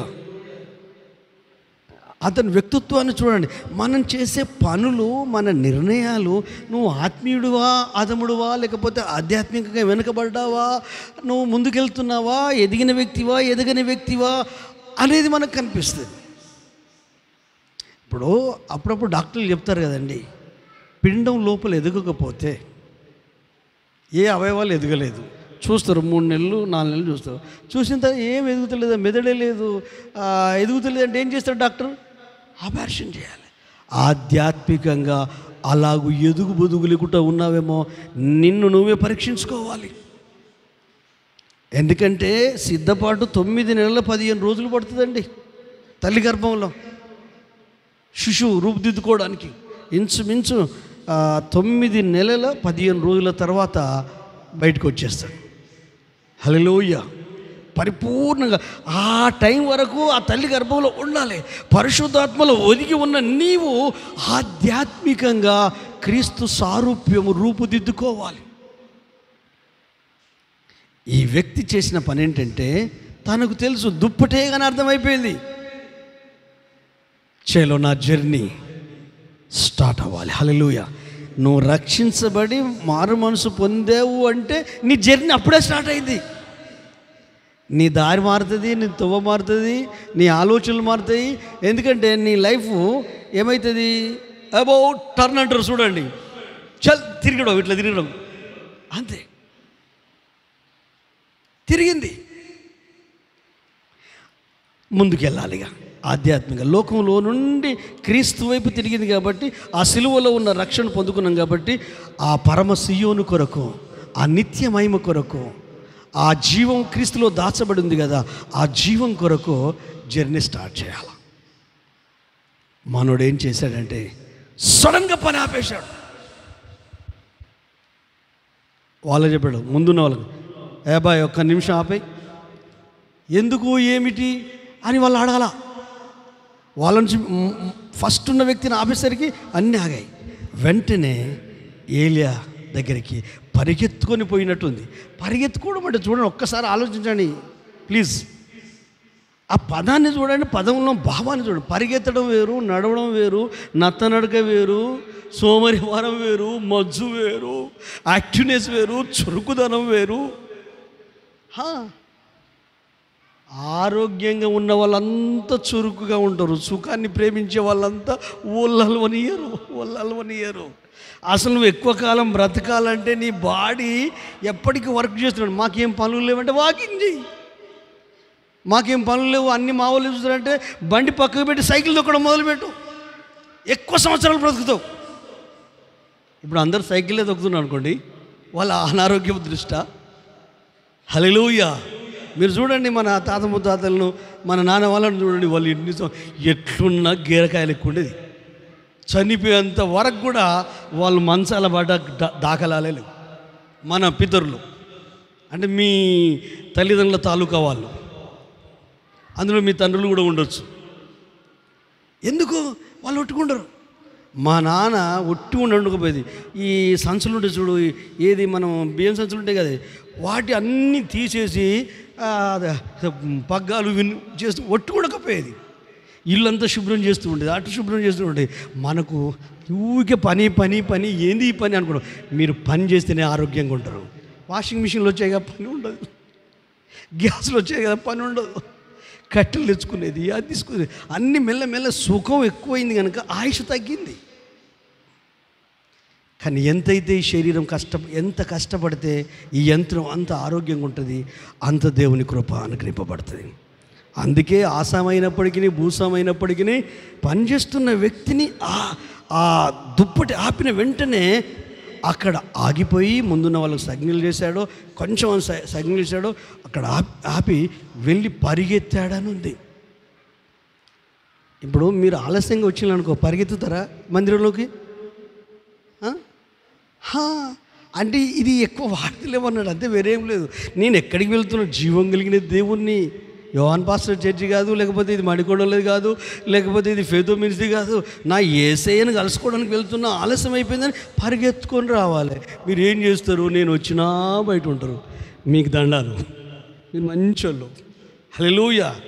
అంటే మీ యాటిట్యూడ్ ఏం చెప్తుంటే భక్తి మొత్తం ఎక్కడో పోయింది. పోవద్దు, ఎందుకంటే దేవుడు నిన్ను దీవించేది నేను కాదు. నాకు భయపడితే లాభం, నీలో ఉన్న పరిశుద్ధాత్మకు భయపడాలా. ఎప్పుడు కూడా గుర్తుపెట్టుకోండి, ఆయన వచ్చి 8 గంటలకే ప్రార్థన స్టార్ట్ అయిందంటే, ప్రారంభ ప్రార్థన అయిపోయిందంటే యేసయ్య అంతకంటే ముందే మనం స్తుతిస్తూనే ఇక్కడ వచ్చి ఉన్నాడు. ఈ భావన ఆత్మీయులకే అర్థమవుతుంది. మీకు కొంచెం బాధ కోపం కలగవచ్చు, కలగాలి, బాధ కలగాలి, కోపం రావాలి, కానీ మీ లోపల మార్పు రావాలి. మీ ఆలోచన విధానం మారిపోవాలి. ఆలస్యమైంది, సరే పర్వాలేదు, ఆలస్యమైంది ఏం చేయాలి? పరిగెత్తుకొని వచ్చేసేయాలి. ఇప్పుడు నేను అన్నానని వచ్చే వారం నుండి పరిగెత్తుకుని రావద్దు, అది నటన అవుతుంది. నిజంగా మారితేనే అట్లా రావాలి. మారకపోతే మీరు ఎన్ని చెప్పినా మేము మారినామా, ఇప్పుడు మారుతామా, మేము మారమంటే మీ ఇష్టం. అలాగని మీ మీద కోపం పెట్టుకోను, అలాగని మీ కొరకు ఇంకెక్కువ ప్రార్థన చేస్తా. హల్లెలూయా. గట్టిగా చప్పలు కొడదామా, ప్రభువుని స్తుతిద్దామా. ఇక్కడ వాతావరణము, నీ మైండ్లో దైవిక వాతావరణం అంటే నువ్వు ఎక్కడ నిలబడ్డా ఏం చేసినా అక్కడ ఈ అట్మాస్ఫియర్ అంతా మారిపోతుంది. ఎవరైనా కొత్త వ్యక్తులు ఈ మందిరంకి వస్తే వాళ్ళకు పరిశుద్ధాత్మ సెగ తాకాలంటే నీ కష్టాలతో వచ్చి కూర్చుంటుంది, నీ బాధలతో వచ్చి కూర్చుంటుంది, నీ ఇబ్బందులతో వచ్చి కూర్చుంటుంది, నీ నిందలతో, నీ అవమానాలతో వచ్చి కూర్చుంటుంది. ఇక్కడ కూడా అత్తగారింట్లో ఉన్నట్టు కొత్త కోడలి పిల్ల ఉన్నట్టు ఉంటుంది, మగవాళ్ళు కానీ ఆడవాళ్ళు కానీ. అందుకే స్తుతించాలి, అందుకే విజ్ఞాపన ప్రార్థన చేపిస్తాం, అందుకే పాటలు పాడిపిస్తాం. ఆ ట్రాన్స్లో నుండి మీరు బయటకు వచ్చేసి ప్రభుని అత్తుకోవాలని. లేకపోతే దున్నకుంట విత్తనాలు వేస్తే విత్తనాలు ఏం మొలుస్తాయి? అన్ని గచ్చ పొదలు, ముళ్ళ పొదలు మెలుస్తాయి. అందుకే వాక్యం అర్థం కదా, బతుకులో మార్పు రాదు. ఎందుకు మార్పు వస్తలేదంటే ఎట్లా పడితే అట్లా వచ్చి కూర్చుంటున్నావు, అవే బాధలతో కూర్చున్నావు, అవే కష్టాలతో కూర్చుంటున్నావు. ఇంట్లో ఉన్నప్పుడు అవే బాధలు, బయట ఉన్నప్పుడు అవే బాధలు, ఉద్యోగంలో ఉన్నప్పుడు అవే బాధలు, బయట వాళ్ళతో అవే బాధలు. మళ్ళీ మందిరంలోకి వచ్చి నువ్వు మనిషి కూర్చున్నావు, కానీ నీ మనసు అంతా బాధలు చుట్టే తిరుగుతుంది. వాడు అట్లనే, ఇది ఇట్లా చేసే, నా కొడుకు నా మాటిన పాయే, నా కోడలు చెప్పినట్టు నాకు పాయే, నా బిడ్డ నన్ను బాధ పెట్టే, నా అల్లుడు నన్ను అవమానపరిచే, మా స్నేహితుడు నన్ను నమ్మకద్రోహనే. ఎక్కడ కూర్చొని మాట్లాడుతున్నావు? ఆలోచిస్తున్నావు. మందిరములో దేవుడు ఎట్లా పనిచేస్తాడు, దేవుడు కార్యం ఎట్లా పనిచేస్తుంది. వాక్యం పవర్ఫుల్ వాక్యం, ఎవరినైనా మార్చగలిగే వాక్యం. ఆయనకు అవకాశమే లేదు, నీ మనసులో నీ హృదయంలో చోటే లేదు. ఎట్లా పరిణితి చెందుతాం, ఎట్లా స్పిరిచువల్గా ఎదగగలుగుతాం, ఎట్లా మన మనస్తత్వం మారుతుంది, మన వ్యక్తిత్వం మారుతుంది. ఎంత టీచింగ్ చేసాం. చిన్నపిల్లలంటే సేరలాగా పెట్టాము, వయసు వచ్చిందంటే వంట చేసి వాళ్ళు ముందు పెట్టాము. వాళ్ళు మంచిగా తింటారు, కొడుకు కూతురు మంచిగా జీర్ణించుకొని మంచిగా దిట్టగా తయారవుతారు. చూస్తా అంటే ముద్దు వస్తూ ఉంటుంది, దగ్గర తీసుకోవాలనిపిస్తుంది, హగ్ చేసుకోవాలనిపిస్తుంది. లేకపోతే పిల్లోడు విసూరుమన్నట్టుండి బక్క పలసగా ఉండి, కళ్ళు పోయి కనగంతలు పోయి, బొక్కి చెంపలు వచ్చేసి, ఈ కంటి బొక్కలు కనబడి అయిపోతే చూసిన వాళ్ళందరూ ఏంది హాస్పిటల్ తీసుకెళ్ళు, ఎట్లున్నాడు మనిషి, మీ కొడుకే కదా, మీ కూతురే కదా. అయ్యా ఎన్ని ఉన్నా, ఎన్ని టానిక్లు పోసినా, ఎన్ని చేసినా మనిషి రూపం అట్లే ఉందంటే కొంచెం ఆలోచించాలి. బ్రెయిన్లో ఏదో జరిగింది. హల్లెలూయా. దానికి స్వస్థత రావాలి. ఇవి అంత్య దినాలు. నాకు ఎప్పుడైతే ప్రత్యక్షత దొరికిందో 2013 వరకు ఉన్న అనుభవాలు వేరు. 2013 నుంచి నా వ్యక్తిగత జీవితంలో నేను దేవునితో నడవడం కొరకు ఆ అన్ని సంవత్సరాలు నాకు ఉపయోగపడ్డాయి. హల్లెలూయా. ఒక రియాలిటీ, నన్ను నేను కనుగొన్నాను. చెప్పడానికి మాటి మాట చెప్తా అంటే మీకు ఎట్లనే అనిపించవచ్చు, కానీ మీరు కూడా ఒకసారి ఆలోచించండి. అసలు మీరు కాదండి, మీరు అనుకుంటున్నారు మీరు అని. మీరంతా ఇతరుల అభిప్రాయాల మీద ఆధారపడి బ్రతుకుతున్నారు, ఇతరుల ఆలోచనల మీద ఆధారపడి బ్రతుకుతున్నారు. వాళ్ళు కుటుంబస్తులు అవ్వండి, ఫ్యామిలీ మెంబర్స్ అవ్వండి, ఆ తల్లిదండ్రులు అన్నదమ్ములు అనుకోండి, ఎవరు అనుకోండి, 100కి 99% నిన్ను నడిపించేది ఇతరుల అభిప్రాయాలే, ఇంకేం కాదు. కానీ యేసు చేత నడిపించబడడానికి ఎప్పుడైతే నువ్వు ఆయనకు అప్పగించుకుంటావో ఆ క్షణము నుండి ప్రతిరోజు పండుగే, ప్రతి దినము పండుగే. కష్టాలున్న పండుగ అనిపిస్తుంది, నష్టాలున్న పండుగ అనిపిస్తుంది, శ్రమల్లో ఉన్న అనారోగ్యాలు ఉన్న నీ మనసు ఏమైపోయిందంటే కంప్లీట్ స్టాఫ్ అయిపోద్ది. ఆత్మ దేవుడు వర్క్ చేయడం ప్రారంభిస్తాడు. నాకు తెలిసినవి, నేను అనుసరించేటివి, నేను ఆచరించేటివి దేవుడు పర్మిషన్ ఇస్తేనే మీ అందరికీ ఎడ్యుకేట్ చేస్తున్నాను. హల్లెలూయా. దమ్ముంటే మీ అందరికీ దమ్ము, ధైర్యము, నిజంగా ఆత్మీయులైతే ఈ బేస్తవరం రండి, సవాల్ మీకు ఇది చూస్తా ఎంతమంది ఆత్మీయులకు అక్కడే తెలుస్తుంది. మీరు ఉద్యోగస్తులు అవ్వండి, మీరు ఎవరన్నా అవ్వండి, శుద్ధీకరణ మీటింగ్, కుటుంబ ఆశీర్వాద శుద్ధీకరణ మీటింగ్, మీ భార్య పిల్లలతో, మీ కుటుంబ సభ్యులతో, తల్లిదండ్రులతో రండి. నిజంగా మీరు విశ్వాసులా కాదా అని నేను చెప్పేస్తా. జస్ట్ ఇట్లా వచ్చి ముఖం చూపించిపోయేటోళ్ళు మీరు వద్దు. అది ఎటర్నల్ లైఫ్లో ఉండాలంటే ఇక్కడ పెట్టుబడి పెడతలేవు. పెట్టుబడి లేకుండా పంట వస్తుందా? పెట్టుబడి లేకుండా ఏది రాదు. సమయాన్ని పెట్టుబడి పెట్టు, వాక్యం కొరకు పెట్టుబడి పెట్టు. అయినా 24 గంటలు ఇదే ప్రార్థన చేయి, ఇదే వాక్యం చెప్పు అంటున్నాడు దేవుడు. అరే 24 గంటలు, 2.5 గంటలు, 2 గంటల 15 నిమిషాలు దేవునికి ఇవ్వు ప్రతిరోజు.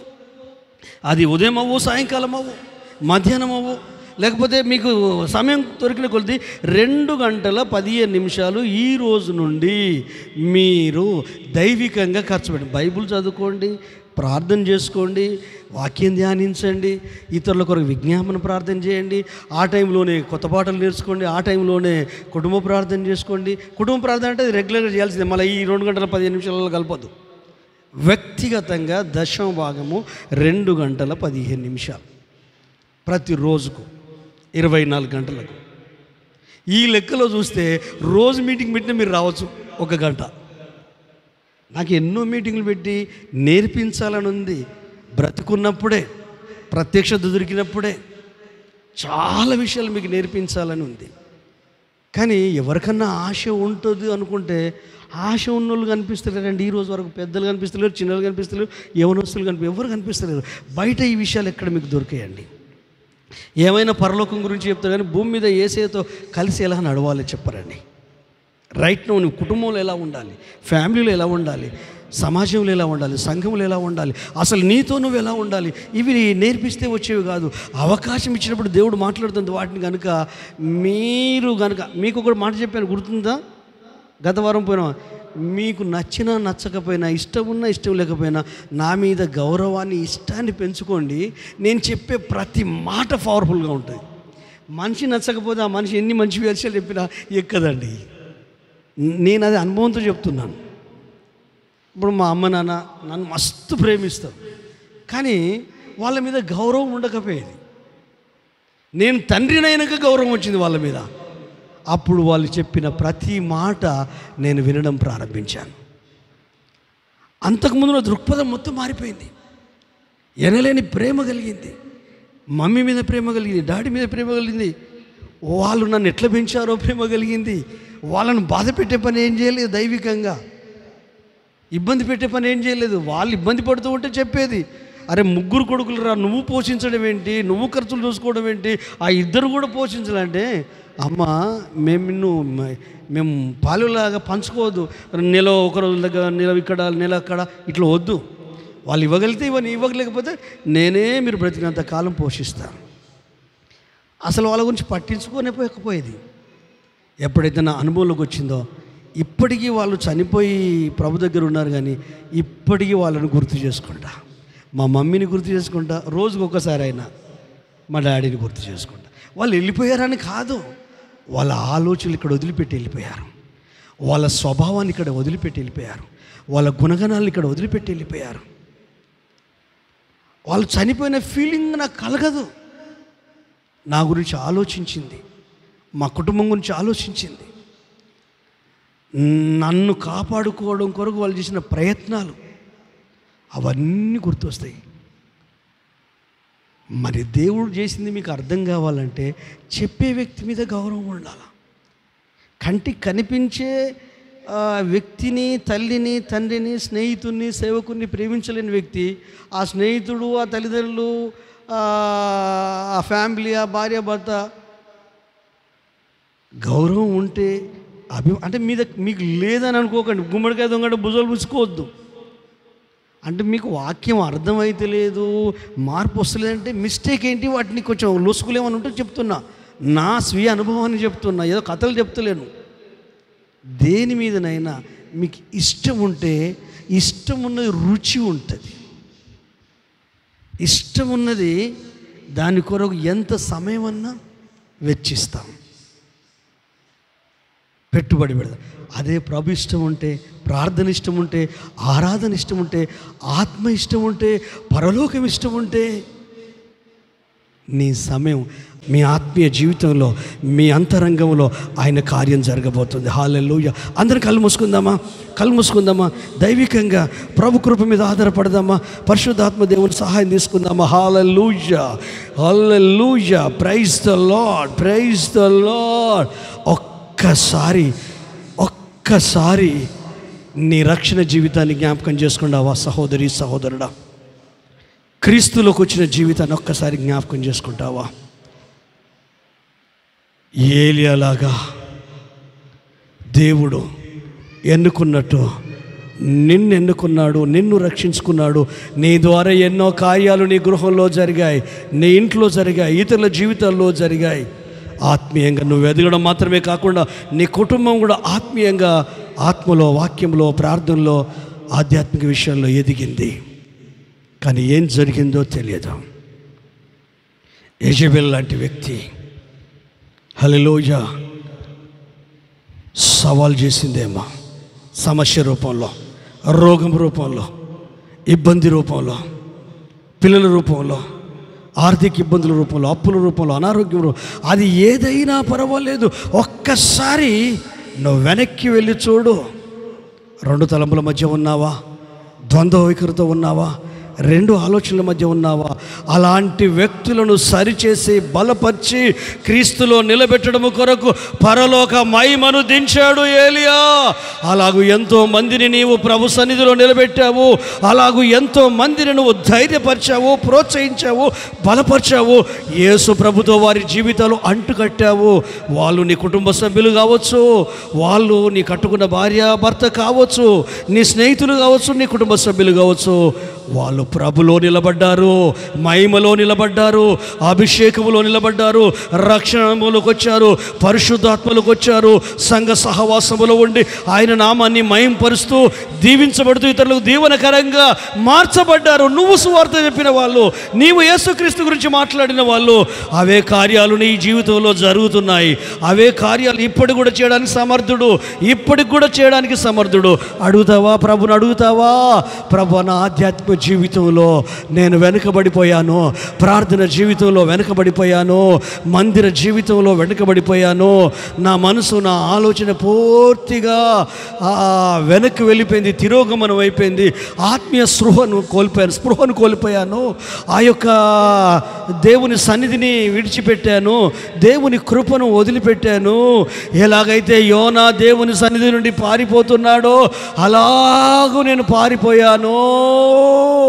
హల్లెలూయా. మనిషి ప్రవక్తనే యోనా, కానీ దేవుని సన్నిధికి దూరం అయ్యావేమో, దేవుని మందిరానికి దూరం అయ్యావేమో, వాక్యానికి, ప్రార్థనకు దూరం అయ్యావేమో, ఆత్మీయ విషయాలకు దూరం అయ్యావేమో, లేఖనాలకు దూరం అయ్యావేమో, బైబిల్ ధ్యానానికి దూరం అయ్యావేమో. ఒక్కసారి ఆలోచించు. భయాలుంటాయి, కలవరాలుంటాయి, టెన్షన్స్ ఉంటాయి, గందరగోళాలు ఉంటాయి. భయపడకు, దేవుడు నిన్ను వెతుకుతూ వస్తున్నాడు. నీ కొరకు జీవము కలిగిన ఆయన మాట, పరిశుద్ధాత్మ అభిషేకము, ఆశీర్వాదము ఏలియా లేచి నిలబడు, ప్రయాణం ఆగేది లేదు. ఎందుకు పిరికి వాడిగా ప్రాణం మీదకి తెచ్చుకుంటున్నావు? ఎందుకు ఆత్మహత్య చేసుకోవాలనుకుంటున్నావు? ఎందుకు ఊరొదిలి పారిపోయాలనుకుంటున్నావు? ఎందుకు కుటుంబం వదిలి పారిపోవాలనుకుంటున్నావు? ఎందుకు భార్యకు విడాకులు ఇవ్వాలి, భర్తకు విడాకులు ఇవ్వాలనుకుంటున్నావు? ఎందుకు నాకు ఇక పిల్లలే పుట్టరు, నా జీవితం వేస్ట్ అని ఎందుకు చనిపోవాలనుకుంటున్నావు? నా కుటుంబము, నా కుటుంబ సభ్యులు నన్ను ఎవరు అర్థం చేసుకోరు, నేను ఎవరి కొరకు బ్రతకాలి, దేని కొరకు బ్రతకాలి, నా పిల్లలు నన్ను పట్టించుకుంటలేరని నువ్వు నిరాశపడుతున్నావా సహోదరి, సహోదరుడా? నువ్వు నిరాశపడుతున్నావో? అయితే నా ప్రభు నిన్ను తడుతున్నాడు, నిన్ను ముడుతున్నాడు. నువ్వు చేయాల్సిన ప్రయాణం ఉంది, నువ్వు చేయాల్సిన పనులు ఉన్నాయి, నువ్వు జీవించాల్సిన ఆత్మీయ జీవితం ఉంది. నువ్వు కొన్ని పనులు చక్కబెట్టాలి, కుటుంబాన్ని చక్కబెట్టాలి, పిల్లల్ని చక్కబెట్టాలి, పరిచర్యలో నువ్వు వాడబడాలి, సంఘంలో నువ్వు వాడబడాలి, ఆత్మలో నువ్వు ఎదగాలి. దానికంటే ముందు నీవు ఆధ్యాత్మిక యాత్రలో నీవు ఆగిపోయిన నీవు ప్రయాణాన్ని ప్రారంభించు. భయపడి చంపు ప్రభు అని ప్రార్థన చేస్తున్నావు కదా, నీ ప్రయాణం ఆపేసావు కదా. నాకు అవసరం లేదు అని ఆపేసావు కదా, నాకు ప్రార్థన అవసరం లేదని ఆపేసావు కదా, బైబిల్ అవసరం లేదని ఆపేసావు కదా, నాకు నచ్చినట్టే బ్రతుకుతా, నాకు నచ్చినట్టు జీవిస్తా, నా మనసు ఆశించినట్టు జీవిస్తా అని అనుకుంటున్నావు కదా. వద్దు.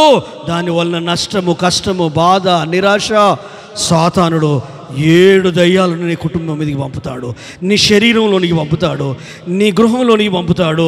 నీ ఇల్లు నరక కోపంగా మారుతుంది. ఆ ప్రమాదాలు నీకు, నీ కుటుంబానికి వాటిల్లోదని ప్రభు అయిన యేసు ఏలియాను తట్టి ముట్టి లేపినట్టు నిన్ను లేపుతున్నాడు. అజ్ఞానములో, అవిశ్వాసంలో, అవిధేయతలో, మూర్ఖత్వంలో ఉన్న సంగమా, పరిశుద్ధాత్మ ప్రకాశము నీ మీద ప్రకాశింపనివ్వు. దేవుని అగ్ని అభిషేకము నీ మీదకి దిగనివ్వు. పరిశుద్ధాత్మ కార్యాలకు అవకాశం ఇవ్వు. నీ విశ్వాసానికి పదును పెట్టు, నీ ఆత్మీయ పదును పెట్టు. లేచి ఒక దిన ప్రయాణం అంతా పరిగెత్తాడు. ప్రయాణం చేస్తూనే ఉన్నాడు. 40 దినాలు హల్లెలూయా ప్రయాణిస్తూనే ఉన్నాడు. భూకంపము, ఓ అలజడి, మెరుపు, అది పరసంబంధమైంది, అది దైవిక సంబంధమైంది. ఆ తర్వాత మెల్లని స్వరం వినబడుతుంది, ఏలియా, నువ్వు నా సేవకుడు, కుమార్తె, కుమారుడా, నేను రక్తమిచ్చి కొనుక్కున్నాను, కన్నాను, నీవు నా కుమారుడు, నువ్వు నా కుమార్తెవు. ఎలీషాను అభిషేకించు, రాజును అభిషేకించు. అభిషేకించిన తర్వాత దేవుడు ఏలియాను అగ్నిరథాలలో తీసుకెళ్ళాడు. హల్లెలూయా. రేపు 2వ రాకడలో ఏలియాలాగా నువ్వు ఎత్తబడాలి అంటే ముందు నీ మనసు నూతనమై రూపాంతరం చెందాలా. దేవుని సన్నిధిని, దేవుని వాక్యాన్ని, దేవుని ఆలోచనను భయముతో, వణుకుతో స్వీకరించగలగాల.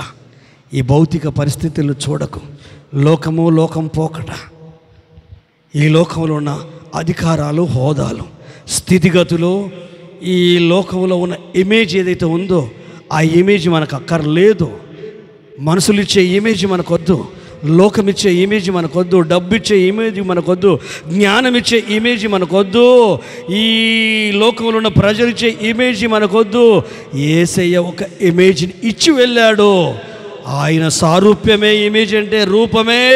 ఆయన రూపము, ఆయన స్వభావం, ఆయన గుణగణాలు, ఆయన వ్యక్తిత్వము, ఆయన అభిషేకము, ఆయన అడుగుజాడలు మన ముందు ఉంచిపోయాడు. ఆత్మీయంగా ఎదిగిన వ్యక్తి, వ్యవసాయదారుడైనప్పటికీ, ధనవంతుడైనప్పటికీ, భూస్వామి అయినప్పటికీ, ఎప్పుడైతే ఏలియా దుప్పటి వేశాడో, ఎప్పుడైతే పులిపీట నుండి దేవుని ఆలోచన, వాక్కు ఎలీషా మీదికి వచ్చినట్టు దుప్పటి ఇక్కడ ఉన్న మీ అందరి మీదికి ఆయన వాక్కు ఆరంభము నుండి మిమ్మల్ని దుప్పటిలాగా మీ మనసును, మీ ఆలోచనలను కప్పుతుందో పరిశుద్ధాత్మ శక్తి చేత, పరిశుద్ధాత్మ స్పృహ మీ లోపల కలిగిస్తూ ఉందో, వెంటనే చేయాల్సింది ఏంటంటే ఆత్మలో నిన్ను నీవు ప్రభుకు అప్పగించుకోవాలి. నిన్ను ఆటంకపరిచేటివి ఏంటి, నిన్ను వెనక్కి లాగేటి ఏంటి, నిన్ను బాధ పెట్టేటి ఏంటి, ఆ యొక్క ఆత్మీయ యాత్రలో ముందుకు వెళ్ళకుండా అడ్డుకునేటి ఏంటి, అవి వెంటనే పరిగెత్తి, అయ్యా నాకు సెలవివ్వు, ఇంటికి వెళ్ళి నాకు ఆధారం ఉన్న వాటిని వధించేసి వాటిని పైలకట్టలుగా మార్చి ప్రజలకు ఆతిథ్యమిచ్చి విందు చేసి అమ్మా నాన్నలను ముద్దు పెట్టుకొని ఆత్మీయ యాత్రలో ముందు కొనసాగుతాను. హల్లెలూయా. రేపు పొద్దున ఏమైనా కష్టం వచ్చిందనుకో, ఏమైనా ఇబ్బంది వచ్చిందనుకో, ఏమైనా బాధలు వచ్చినాయి అనుకో, సంఘంలో, సహవాసంలో, కుటుంబంలో ఆత్మీయంగా రక్షించబడిన తర్వాత మళ్ళీ పాత త్రోవకు వెళ్ళాలని అనిపిస్తే ఆధారం ఉండొద్దని జీవనాధారమైన ఎడ్లను, నొర్తి నగలను పొయ్యిలకట్టలుగా మార్చి వంట చేసి ఆ గ్రామంలో ఉన్న ప్రజలకు వడ్డించి ఏలియా చేతుల మీద నీళ్లు పోస్తూ ఉపచారం చేస్తున్నాడు. హల్లెలూయా, హల్లెలూయా.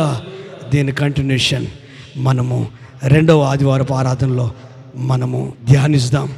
ఇంత మట్టుకు నీకు అర్థమైంది. నువ్వు చేయాల్సిందేంటి? ఇప్పుడు నువ్వు ఆలోచించాల్సిందేంటి? ఏలియా దగ్గరికి వచ్చిన అదే వాక్కు నీ దగ్గరకు వచ్చింది. ఏలియా దగ్గర నుంచి వచ్చిన అదే వాక్కు ఎల్షా దగ్గరకు వచ్చినట్టు నీ దగ్గరకు వచ్చింది. నీవు ఎల్షలాగానే అన్నిట్లో నిమగ్నమై ఉన్నావేమో. 12 అరకలు, వ్యవహారము, పనులు, బాధ్యతలు, ఫ్యామిలీ, కుటుంబం. కానీ ఆయన వాక్కు నీకు ఇచ్చాడు కదా. కుటుంబాన్ని వదిలిపెట్టమనట్లేదు, ఫ్యామిలీ, ఉద్యోగాన్ని వదిలిపెట్టమనట్లేదు. నా కొరకు బ్రతుకో, నీ మనస్సాక్షి చెప్పినట్టు బ్రతుకో, నీలో ఉన్న పరిశుద్ధాత్మ దేవుడు చెప్పినట్టు బ్రతుకో. నీ నిర్ణయాలు మార్చుకో, నీ ఆలోచనలు మార్చుకో, నీ ఊహలను మార్చుకో, నీ తలంపులను మార్చుకో. నీకు సంఘంలో, సమాజంలో, కుటుంబ సభ్యుల మధ్య అంతటా నీకు విలువైన గౌరవం ఉంది. ఆ గౌరవాన్ని నువ్వు కాపాడుకోవాలి. సహోదరి, సహోదరుడా, నువ్వు కాపాడుకోవాలి. అడుగుదామా ప్రభును? అవును ప్రభా, ఆత్మీయంగా నేను వెనకబడ్డాను, చాలా విషయాల్లో తప్పిపోయాను, చాలా విషయాల్లో తప్పిపోయాను. అడుగుదామా? ఎవరికి వారిని అడుగుదామా? అడగండి, ఎవరికి వారిని అడుగుతూ ఉండండి. నిజంగా మందిరం అంటే, వాక్యం అంటే, ప్రార్థన అంటే, ఆత్మీయత అంటే, పరలోకం అంటే, నిత్యజీవం అంటే ఒక్కప్పుడున్న బర్నింగ్ లేదయ్యా, ఒక్కప్పుడున్న సమర్పణ లేదయ్యా, ఒక్కప్పుడున్న రగులుతున్న విశ్వాసం లేదయ్యా, ఒక్కప్పుడున్న ఆరాటం, పోరాటం లేదయ్యా. జీవన పోరాటం చిక్కుకొని ఆత్మీయంగా ఎప్పుడూ నేను చచ్చిపోయానయ్యా. ఒట్టిగా మందిరానికి వస్తున్నాను, ఒట్టిగా గుడికి వస్తున్నాను, ఒట్టిగా వాక్యం వింటున్నాను, కానీ ఆత్మలో ఎప్పుడో నేను చచ్చిపోయాను, మనసులో ఎప్పుడో చచ్చిపోయాను, స్వభావంలో చచ్చిపోయాను. ప్రేమ కానీ, కనికరం కానీ, ఆప్యాయత కానీ, నిన్ను ప్రేమించే గుణం కానీ, నీ పరిచయం ప్రేమించే గుణం కానీ, సంఘాన్ని, సహవాసాన్ని, ఆత్మీయులను, సేవకులను ప్రేమించే గుణం కానీ, అన్నిటికంటే ముఖ్యంగా గివింగ్ నేచర్ను వదిలిపెట్టానయ్యా. ఇచ్చే గుణాన్ని వదిలిపెట్టాను. నీ కొరకు, నీ పరిచర్య కొరకు, పేదల కొరకు, భేదల కొరకు, అనేక కార్యక్రమాల కొరకు ఇచ్చే మనసు, ఆ దాతృత్వం, ఆ ఔదార్యం పూర్తిగా చచ్చిపోయిందయ్యా. కానీ అది నాకు ఇవ్వాలయ్యా. నేను మారానంటే బయటికి కనిపించేది ఏంటంటే ఇవ్వడమే తండ్రి. అది దశంభాగం అవ్వచ్చు, సంఘ కార్యక్రమాలకు అవ్వచ్చు, ఇంకా మిగతా ఏ కార్యక్రమాలైనా కావచ్చు.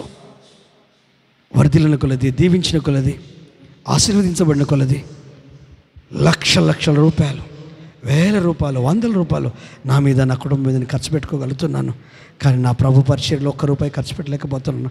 కేవలం దశంభాగమే ఇస్తున్నాను, కేవలం కానుక మాత్రమే ఇస్తున్నాను. ఆ కానుక కూడా వేయలేకపోతున్నాను. ఆశీర్వాదం పొందుకోలేవు. ఎందుకంటే అంతరంగంలో మార్పు వస్తే భౌతికంగా మనకన్నే తెలిసిపోద్ది. అలాంటి దాతృత్వంతో దేవుడు మనల్ని నింపునుగాక, అలాంటి ఔదార్యంతో దేవుడు మనల్ని నింపునుగాక. కృతజ్ఞతాస్తుతులు చెల్లిద్దామా?